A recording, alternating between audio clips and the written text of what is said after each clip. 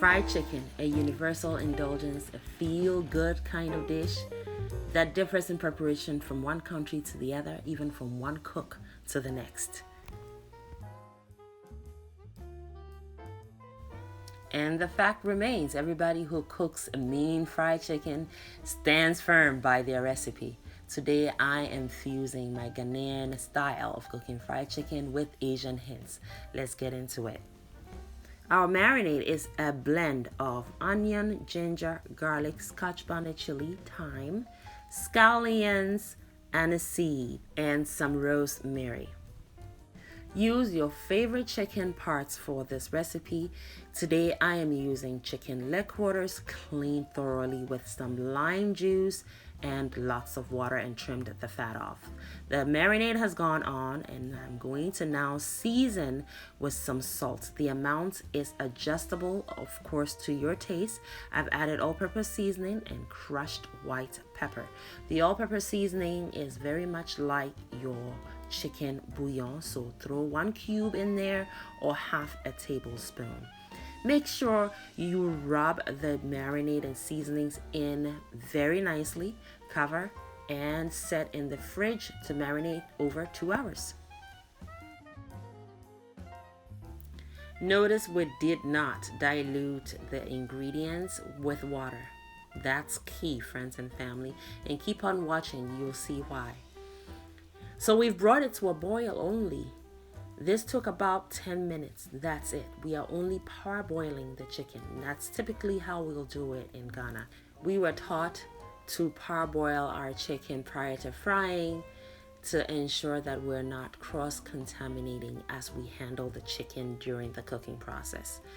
So, as we have parboiled it, now we are removing it from the marinade and letting it drain on a rack before we fry it. As it's going to go into hot oil, we want to make sure that it doesn't have too much moisture on it, because we know what happens when moisture comes into contact with hot oil. Now here is the marinade, which has created this thick broth. The broth belongs to the chicken, most of it, right? So we are going to return it to the chicken, but before we do that, we're going to reduce it and turn it into a glaze that we'll coat the chicken with. So first I pour it into a non-stick wok or skillet and set it on medium heat and reduce this broth into a thick paste.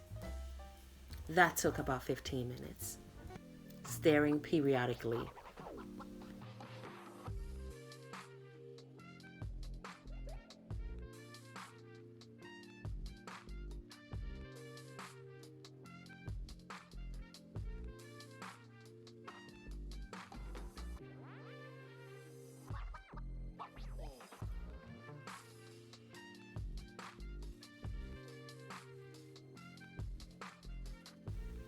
Perfection. Now I'm going to add some cold pressed coconut oil.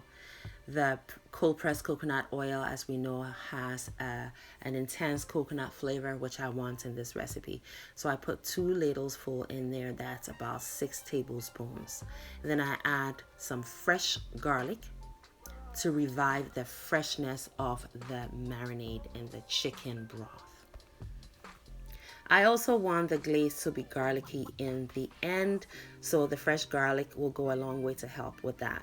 So what I'm doing now is frying. After reducing the mixture into a paste, I fried in the coconut oil until it is caramelized, it is crunchy, and it also has a golden brown color to it. And then I go in with the juice of half a lime to bring some acidity to balance the richness of it, and then follow up with a splash of light low sodium soy sauce and continue to stir that in, frying it until it is nice and dry.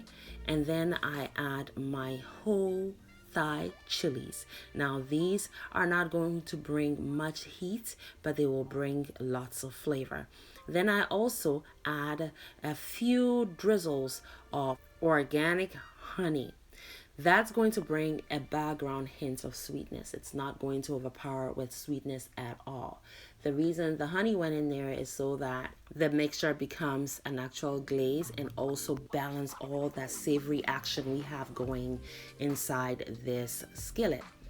All right, so it's going to kind of tone down the savoriness. Then I also add some onions to it and take it off the heat immediately because I just want to heat up the onions. I want them to keep their crunch. Now let's fry the chicken. I'm going to be frying today in some avocado oil, and we're going to fry the chicken in batches until the skin is sinfully and perfectly crispy and also has a golden brown color to it. Carefully submerge your chicken into the hot oil and space them. Social distancing, as I typically say. So I'm frying 4 leg quarters in at a time so the oil stays nice and hot. So now our chicken has gone from that parboiled state, which is not enough cooking for chicken, to now crispy fried with crispy skin and cooked to the bone, still juicy inside. Win-win. Let's fry the next batch.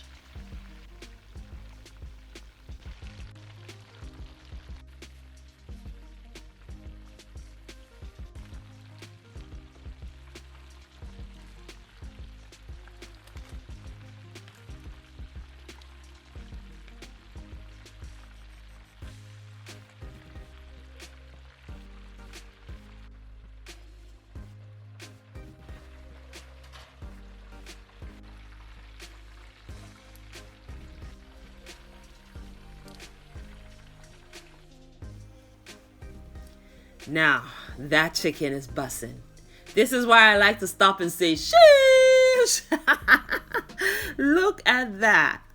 Oh, this was very well seasoned. It was crispy, it was juicy, it was everything you want in a fried chicken. I stand firmly also by this recipe. I have poured in my glaze and onions, and I'm gonna toss it up and down to make sure that every chicken is coated with the glaze. And then we plate.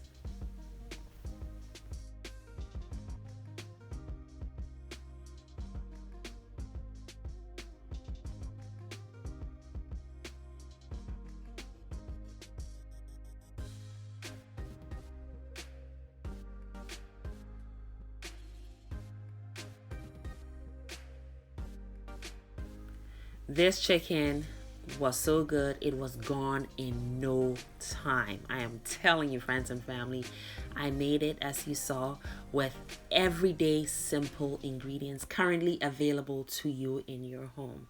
You might not even need to go grocery shopping, and don't forget to garnish with some scallions cut on the bias to make it presentable. And today we chose to serve it with this vegetable white gari photo recipe coming up soon. It was so good, friends. Oh, these flavors and the textures, everything worked so well in harmony, friends. This fried chicken is without a doubt very savory, as it should be, but the savoriness is balanced with the acidity from the lime and also the hint of sweetness from the honey.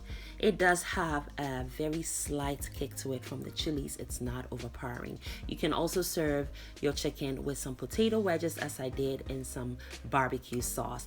My son enjoyed that. Friends, I hope you have learned a thing or two and are inspired to try this amazing recipe. It was a hit, friends. Next time you make your fried chicken, try this and you'd love it. Make it a great day and have fun. Thank you, beautiful person, for watching the video all the way to the end. Kindly leave me a comment and subscribe down below. And don't forget to share the video as well. Also, watch more videos.